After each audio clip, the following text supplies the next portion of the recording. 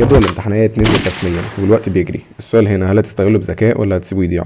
السنة دي مش سنة عادية، دي السنة اللي هتحدد مستقبلك. فلو لسه مش عارف تبدأ منين ما تقلقش، في الفيديو ده هقول لك خطة قوية تقدر تمشي عليها عشان تذاكر بذكاء مش بمجهود زيادة. الامتحانات بتبدأ يوم 15/6 ودي عبارة عن تربية دينية وتربية وطنية.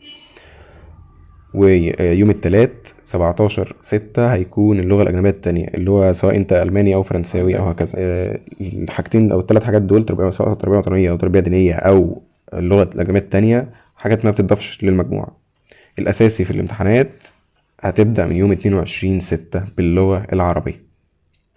مش محتاج أقولك إن في الفترة اللي قبل اللغة العربية أنت أكيد هتراجع اللغة العربية، بس تراجع على المنهج مش تذاكره من جديد. اهم حاجه ناخد بالنا منها ان في فترات بين بعض مواد تانية ورا بعض على طول. يعني مثلا الرياضه البحته يوم 6/7 والرياضه التطبيقيه يوم 10/7. فالفرق ان الرياضه البحته 6/7 وقبلها على طول الكيمياء 3/7، فالوقت مش كبير بينهم. فطبعا الرياضه انت لازم تكون مخلصها قبل ما تبدا امتحاناتك اصلا، يعني قبل يوم 15/6 على الاقل تكون مخلص الرياضه كلها، بحيث ليله الامتحان تراجع مراجعه بسيطه. اول حاجه خليني اوريك جدول الامتحانات بسرعه عشان تعرف احنا واقفين فين. وده يقودنا للسؤال الاهم، ازاي تستغل الوقت ده صح. انا حاليا بسجل الفيديو ده في نص رمضان، فقدامك اكتر من شهرين. يعني اول حاجه تعملها انك تقسم وقتك بذكاء. اكبر غلطه ممكن تعملها الفتره دي انك تمشي بعشوائيه، لازم تمشي على خطه واضحه. هنا هديك قاعده ذهبيه، تقنيه البومودورو: 50/10، 50 دقيقه مذاكره، 10 دقايق راحه. في معلومه خدها مني وقلتها قبل كده، طز في تقنيه البومودورو. ليه؟ انا شايف انك عشان تدخل في مود المذاكره لازم تقعد 3-4 ساعات مذاكره متواصله. لكن اللي بيزهق بسرعه اكيد طبعا هقول رشح له تقنيه البومودورو، عشان ما يقومش من على المذاكرة غير على الأقل بعد 50 دقيقة. أما اللي يقدر يجيب أعلى من كده اقعد 3-4 ساعات عشان تخش في مود المذاكرة وما تنساش أي حاجة. بس لازم تكون بتقرا المعلومات بتركيز، مش بتقراها من هنا وتخرج من الناحية التانية.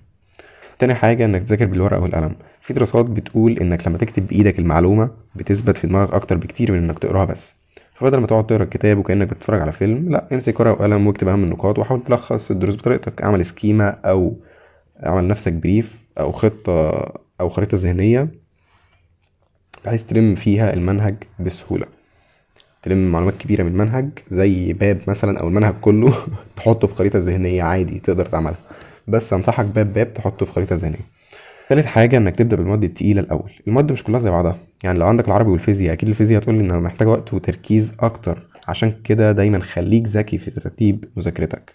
الصبح ذاكر المواد اللي محتاجه فهم وتركيز عالي زي الفيزياء والكيمياء والرياضيات لو انت عامل رياضه. بعد الظهر ذاكر المواد اللي فيها حفظ كتير زي الاحياء سواء علم علوم او التاريخ أو لو انت ادبي. افضل حاجه مهما كنت مذاكر الدرس كويس جدا وحافظ الشرح حرفيا حافظه وفهمه، ده مش هيغنيك عن حل الاسئله الكتير. حل الاسئله الكتير هو اللي هيثبت المعلومه في ذهنك. رابع حاجه المراجعه السريعه هتنقذك. قبل الامتحانات باسبوعين لازم تبدا مراجعه قويه مش مذاكره جديده. استخدم الخرائط الذهنية عشان تلخص المعلومات بسرعة. حل امتحانات السنين اللي فاتت عشان تعود على نمط الأسئلة. جرب انك تشرح الدرس لنفسك بصوت عالي لأن ده بيساعدك في التذكر. أنا حاليا عندي قناة على اليوتيوب بشرح فيها أحياء، فأنت لو جيت تسألني أي سؤال في الأحياء بإذن الله هجاوب عليك. ليه؟ لأني أنا بشرح بصوت عالي، أنا حرفيا بشرح ليك أو لكاميرا قدامي، بس بشرح لنفسي أو لشخص أو طالب قدامي. طيب خامس حاجة، النوم مش رفاهية. لو فاكر انك لو فضلت سهران طول الليل تذاكر هتجيب مجموع فانت غلطان. النوم مهم جدا لان دماغك خلال النوم بيعيد ترتيب المعلومات اللي دخلت خلال اليوم. فنام من 7 ل 8 ساعات عشان تقدر تذاكر بكفاءة مش بكمية. دلوقتي عندك خطة والقرار في ايدك، هل هتبدأ من النهاردة وتذاكر بذكاء ولا هتفضل تأجل لحد ما الوقت يضيع؟ فاكر انك مش لوحدك، كلنا معاك، كلنا في نفس القصة وكلنا هنعدي منها. شد حيلك وابدأ من النهاردة، وما تنساش تكتب في التعليقات ايه خطتك الفترة الجاية. طلاب تالتة ثانوي، ربنا يعينكم. سلام عليكم.